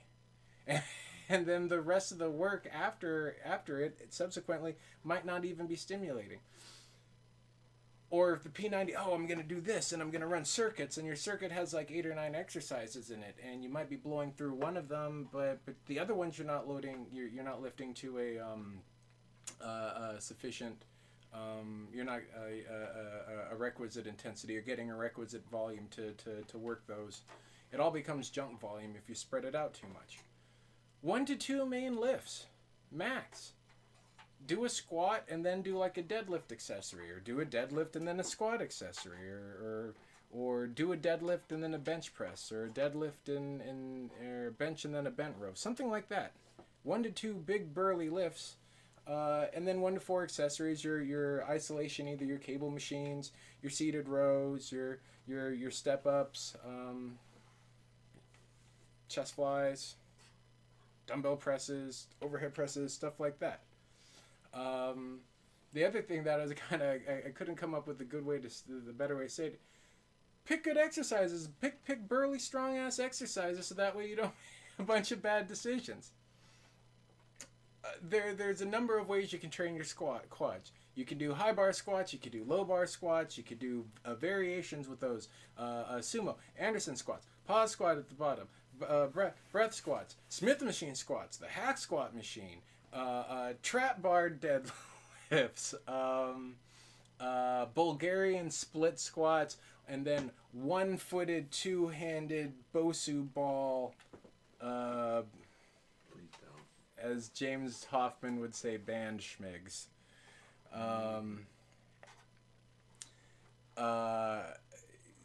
Not every exercise is created equal. Who cares if you can do the one-legged band? The 5x10 of high bar back squats is going. I do not care what your goals are. If your goal is to train your legs, a 5x10 of high bar back squats for most people sends a fairly burly hypertrophic stimulus. And if you can't do this weak, goofy exercise after your high bar back squats, who cared? You got the meat of it done. Go home, rest. Come back and hit legs, light leg stuff another day, or do it on your hamstring day. pick big exercises. And then get good at the basic lifts. Experiment with like one nonsense exercise if you want per mesocycle or something like that, as long as it doesn't interfere with you getting in the basics and your meat and potatoes lifting. Again, you're going to the button mashing blog that I made. Squat, bench, deadlift. Once I learned about powerlifting, it's like, oh, you mean you really only have to do those 3 exercises? I just showed my mom slowly how to do deadlifts in her completely detrained sort of state. And as I was telling her and coaching her through all the cues, she did like 3 reps and with just like a wooden, pole in her hand, a staff in her hand. It's like, how was it? Like, that exercise really works everything. It's like, yeah, it's like, it's a good thing you were there to cue me. I wouldn't have been able to lock my knees out and glutes and keep my arms straight and lock my back and all that sort of stuff. It really works like everything in your back and all your leg muscles. And it's like, yeah, it does. It saves time. Do burly exercises. They move most of the muscles. They get stuff done. Squat, bench, deadlift, bent rows, do those. And if you can't do them, then do seated machines that are the facsimile of those exercises. Or do very light modifications to work through the motor patterning until you can do them. So how to actually lift a weight. We're nearing the tail end of this. It's not ordained. There's not like, you don't wake up one day and know how to lift a weight. It took me all this time, decades, to learn how to actually lift a weight. You can't really learn from looking at other people because you don't actually know whether they're doing it right or not just by looking at them. So here's how you do it. Step 1, whatever exercise you're doing, whatever weight that you're holding, everything, squeeze the bar as hard as humanly possible. Squeeze. It's like throwing a punch, right? Are you gonna throw with like the little thing? Or are you gonna squeeze it as hard as you can and protect? It's this squeezing and setting the tension through your arm that allows better force transfer. We're not 100% sure, but you squeeze the bar as hard as possible. And then the next one, bracing your core using the Valsalva maneuver. Oh, real fast. So if you've got heart conditions or you might pass out from doing it, don't do the Valsalva maneuver unless you practiced it a few times and you're not going to pass out and die with a weight under you. Essentially, it's taking this deep... Let's stand back. Right here. Okay, good. On a transition so people can... We're going to transition. Okay, sweet. We're going to transition. Okay, so here's what we're going to do. It's two. So you take a big, deep Pavarotti style breath into your belly. Let's get back even further again. Okay, so we got this thing, and it expands, and it's not just expanding here. This transverse abdominis, the beer belly right here, but it also extends. The transverse abdominis extends all the way here, and then we'll show off the goods right here. Further forward? Further, right here. It also extends back here to your spine. The transverse abdominis, that's your core that everybody talks about you need to develop and protect to get stronger. So the way you do that is by lifting heavy-ass weights and by bracing it. So you breathe into it. And you develop this intra-abdominal pressure like an airbag. When the airbag, let's say you're in a car accident and the airbag exploded, and instead of it being an inflated balloon, it was a flaccid, uninflated balloon, what would happen? It just kind of slap you in the face, and then you go forward, and it wouldn't stop anything.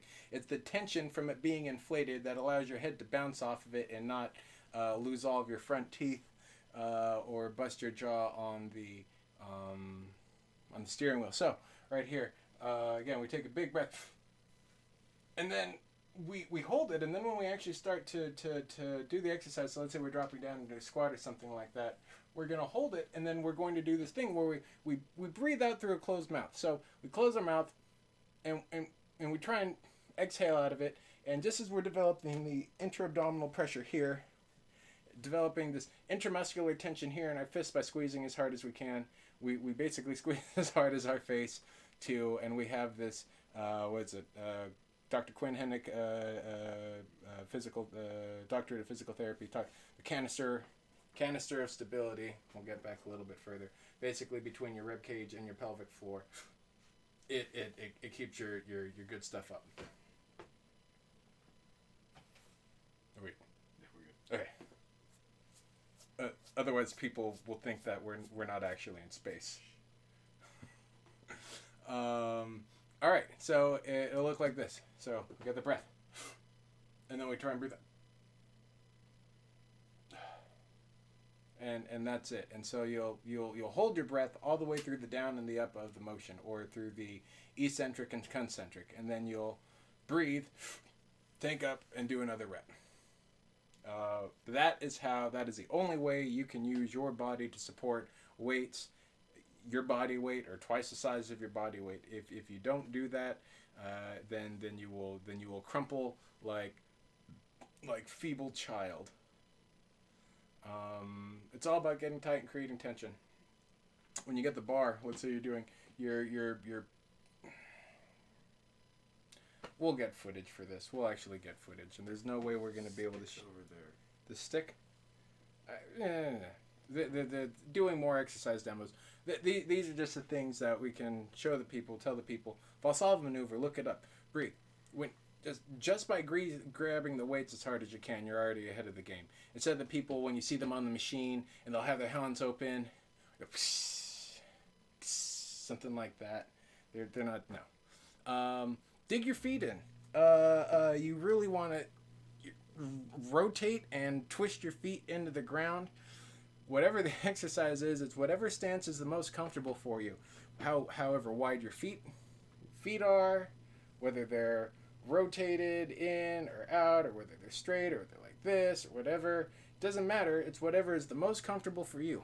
Everybody has different hip anatomy. Everybody has different knee anatomy. Everybody has different levels of flexibility and stuff. There's no one size fits all, regardless of whatever.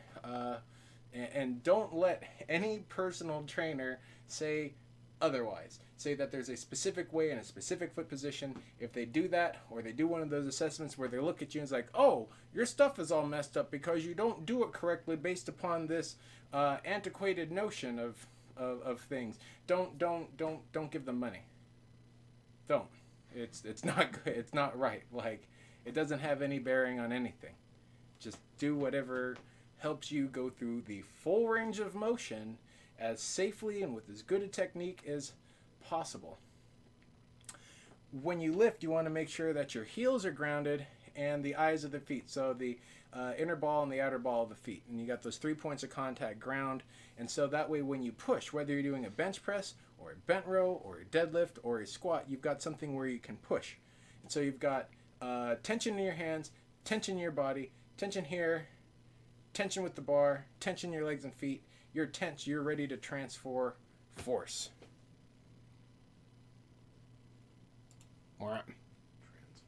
Transfer. Point transfer. I've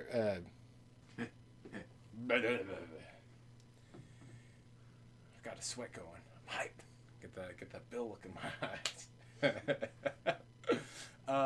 eyes. Cues. So 2 types of cues. Internal cueing versus external cueing. Internal cueing is where you take your brain and you focus on the muscle. So it's the bodybuilder mind-muscle connection. So you're like, and you're telling the brain, contract. Some muscles are easy to activate and contract than others. There's actually science to show that it works, but it works better on like upper body things that you can see, not really in your back, because it's difficult to like, come on, erectors work. It's difficult to visualize it. Rear deltoids deep. But it does work. It's an internal cue. It's focusing on the muscles and getting them to activate and do the thing. External cues are focusing on a body part or moving the bar or some external sort of like sport goal, like push the hips through or bend the bar behind you or jump as high as you can or jump as fast as you can. You're telling it to do something as opposed to telling a specific muscle, come on, do it. Better for performance or athletic goals. If you're trying to get stronger or faster, that's the way to go. Works great for your heavy compounds. Also, if you've ever done the exercises, and let's say you're doing an RDL and you've got, I don't know, 135 pounds here or something like that, and you're starting to slowly like bend it forward, it's difficult to go like, come on, hamstrings contract. Like, you're just holding the bar and you're like, holy hell, this is heavy. Let's see if we can, do this. You're just focusing on moving the hips through and just getting through those big heavy compound exercises. So to that extent, focusing on external cues is better. But more importantly, practice timeless form, then stack the weight. Never list something that you can't control with good form. So come in, we're trying to get the bicep to work. So we're trying to control it, and we're trying to focus on it. We're actually trying to get the bicep right to do the exercise. If we want to get our bicep bigger, we actually need it to lift the weight. Doing this, sorry for right, and swing. We're not. Stop wanking the weight. We're not actually using the bicep to lift the weight at this point. We are in fact using momentum to lift the weight, and that's stupid, because not only does it not accomplish the thing that you want to do, you look like a noob, and you set yourself up for injury because you're using a heavier weight than your tendons and your ligaments and your joints are actually able to handle. The other thing about good form is that because you're going slower and controlled and through a full range of motion, you will actually use lighter weights. Using lighter weights is safer.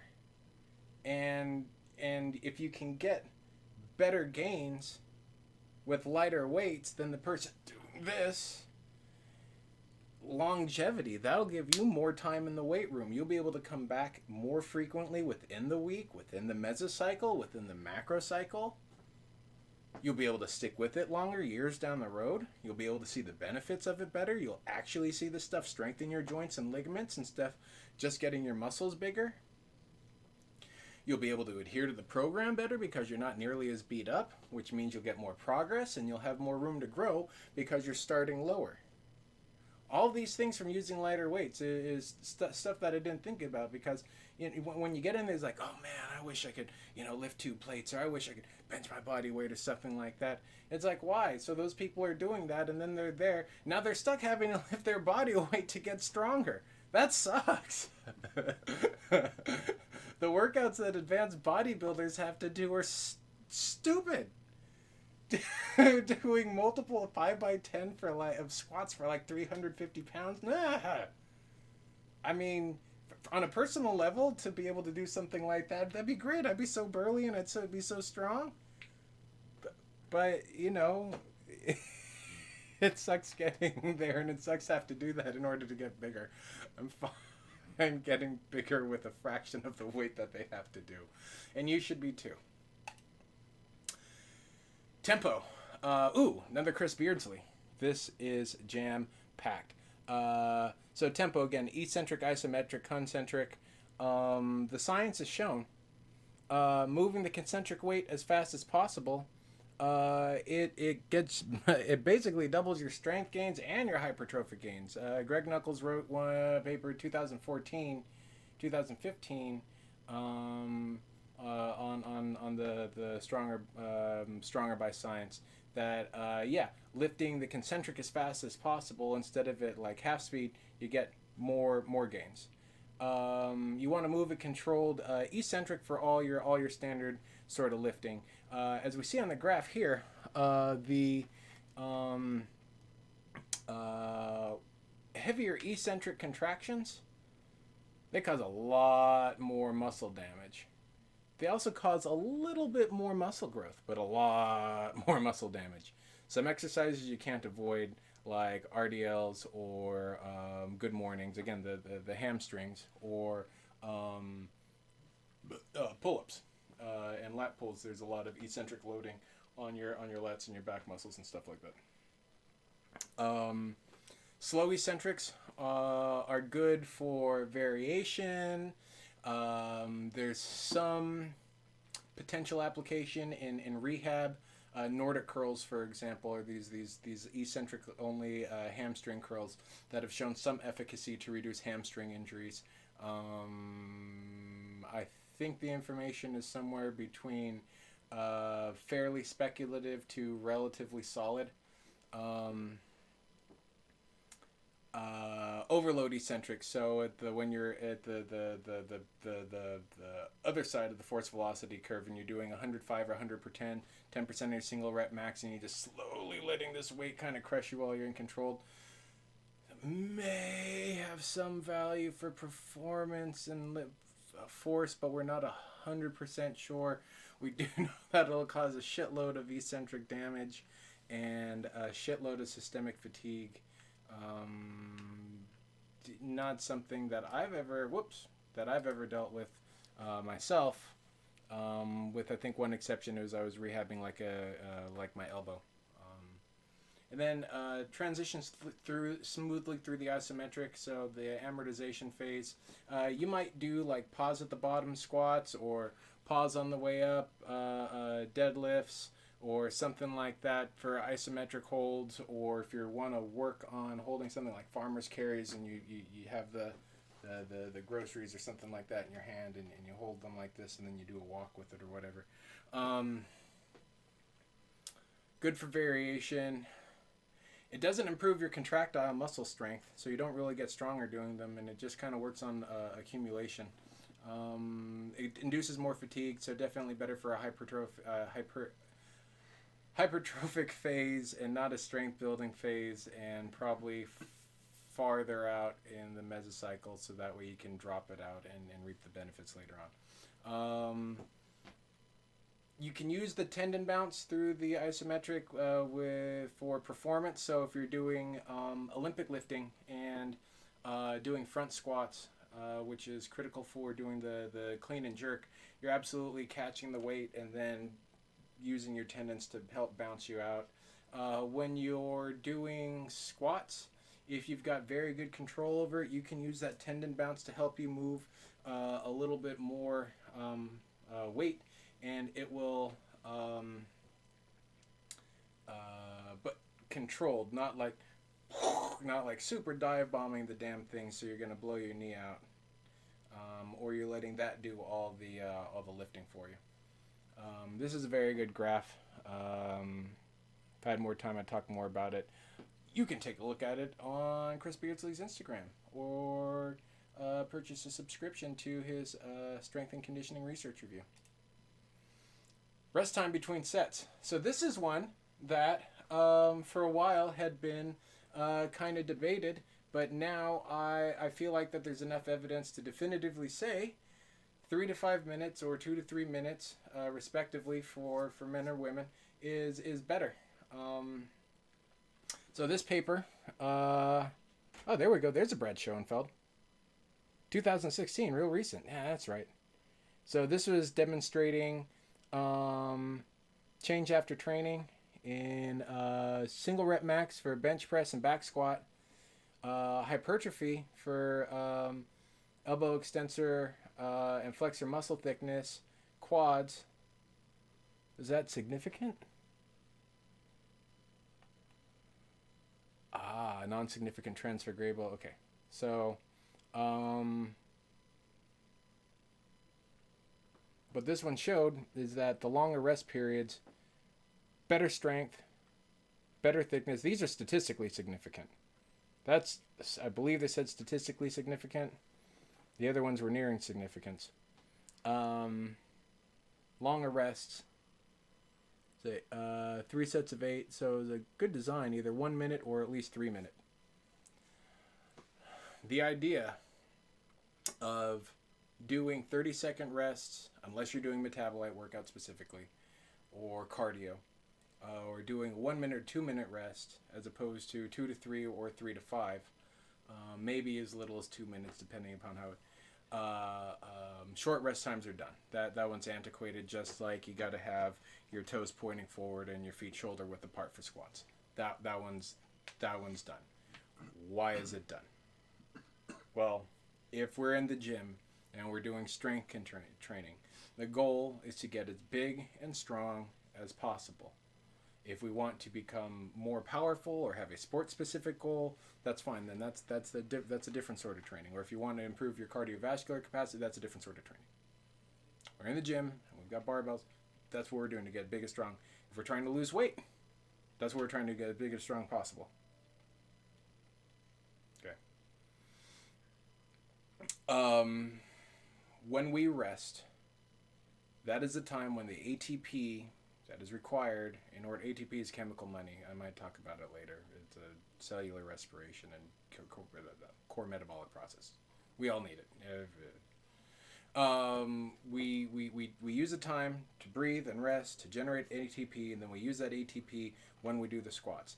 If we rest for 30 seconds, we don't generate nearly as much ATP as we do if we rest for 2 or 3 minutes or 3 to 5 minutes. By not generating all that extra ATP, we artificially lift the amount of load we can do. Either the physical load in terms of weight, or to the intensity, or the reps, or everything. We are artificially limiting ourselves from doing it. And so, if we can't lift as stimulating a weight, then we're not gonna grow. We're not gonna see the same sort of growth. And it clearly shows here in this 8 weeks. That's enough time for the test to show growth. 3 sets of 8 to 12 to failure. That'll definitely make sure that we're sending a hypertrophic stimulus. 7 exercises for the whole body. That's burly. That's definitely enough exercise to stimulate gains. 1 minute, 3 minutes. 3 minutes appear across the board. And I believe there's another one that showed improved work capacity as well. So, low rest time, low weights, high intensity, that's high fatigue cardio. That's not strength training. Remember, it's got to be 65 to 80% of your single rep max, or 40 to 60 if you're lifting it to failure. But if you can only lift less than 40% of your single rep max for 10 or 12 because you don't have enough energy, because you didn't rest long enough, you're not going to grow that way and you're not going to get stronger that way. But if you rest a few more minutes and you can do 65%, well, then you can actually start growing. Rest, women 2 to 3 minutes between sets, 3 to 5 for men. This is for meat and potatoes lifting. For metabolite work, you do what you can to get your pumps in. Rep ranges. This is finishing us off. Woo! What reps should I do? And I think we talked about it a little bit before. Briefly, we talked about it in terms of percentages, but we didn't talk about reps.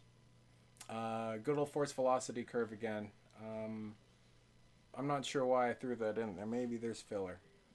We'll talk about this. Maybe we'll get to it. Okay, yes. Okay. So the rep ranges for high force, low velocity, maximal strength. 1 to 5 or 1 to 6, depending upon who you talk to. It's kind of a wobbler right there. Reps per set, with the weight being 80% plus of your single rep max. So again, right in this pocket right here, all the way just up to isometric. That's your high force, right? This is the force right here. So high force, low velocity, getting closer to zero velocity, is right around here on the curve. Setting up for that max strength stuff, though, you can do reps of 6 to 12 or 5 to 8, depending upon who you talk to, or 6 to 10, somewhere around there, but normally not more than 12.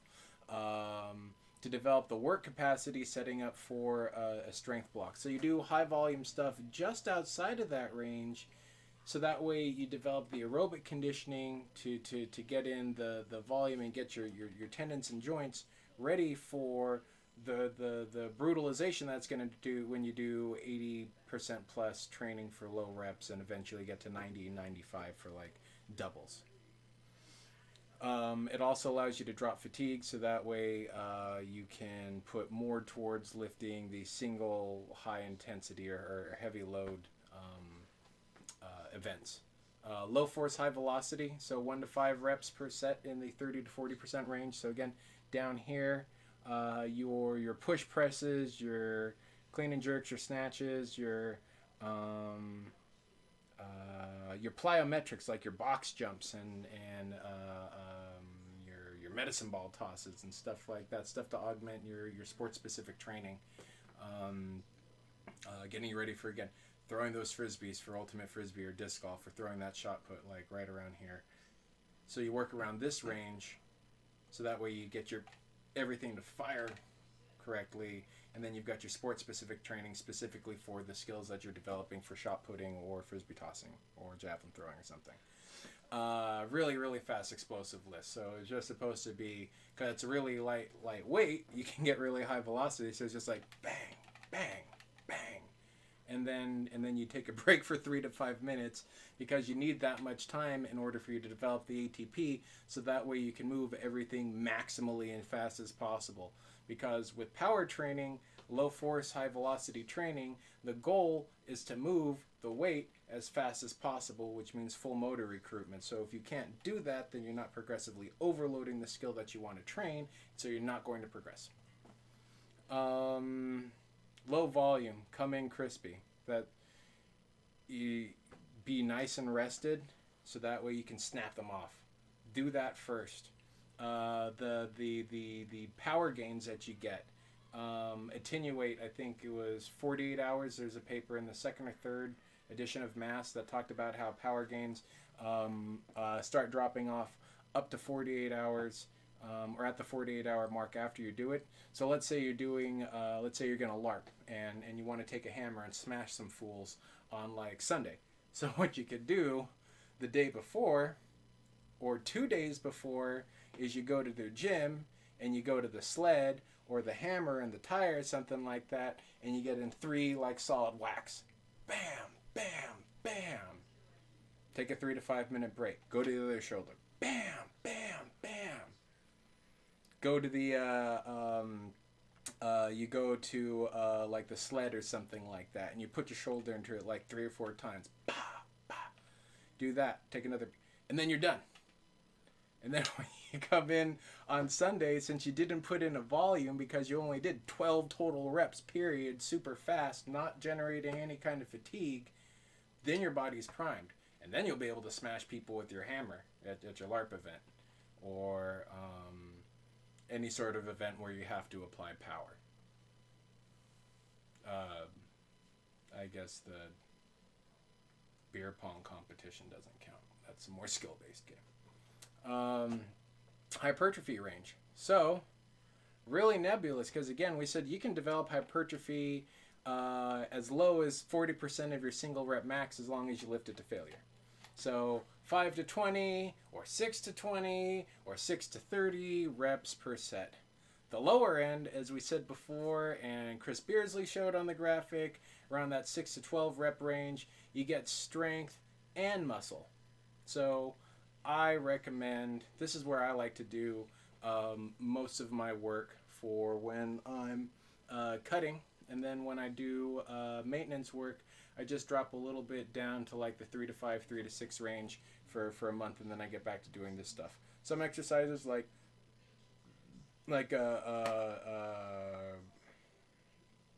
reverse, like a reverse deltoid. So you've got the weights, and then you're bringing them behind you while you're like leaning.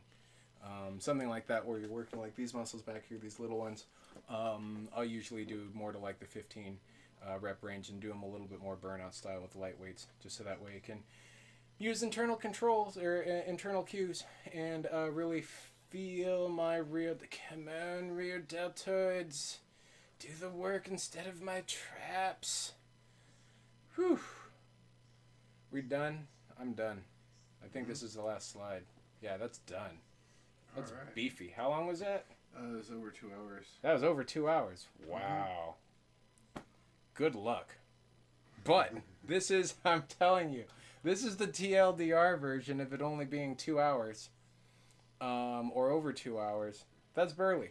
You could watch this for 2 hours, or again, you could go to university for 6 to 10 years and read the books and the magazines and stuff like that. So, that's great. I guess we'll chop this up. We'll have the PowerPoint posted on the website after this.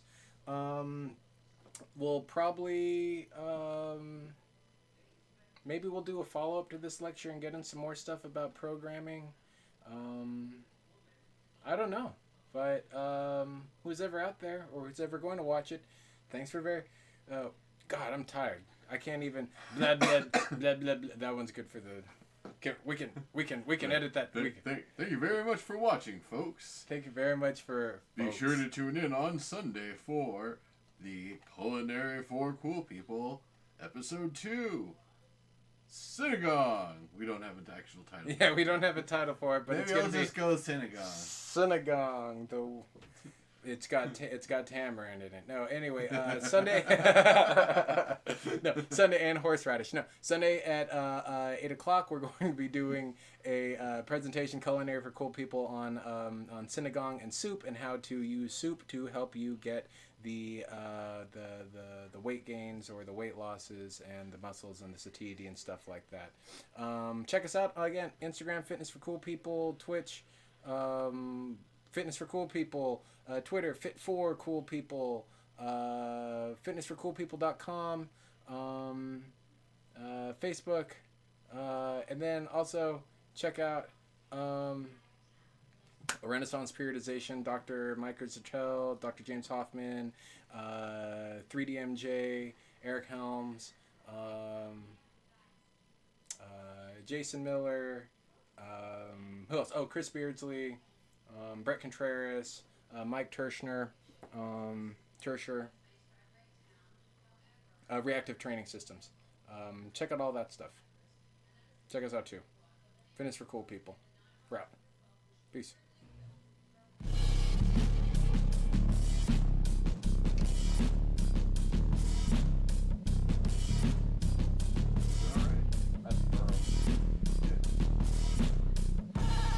Was it good?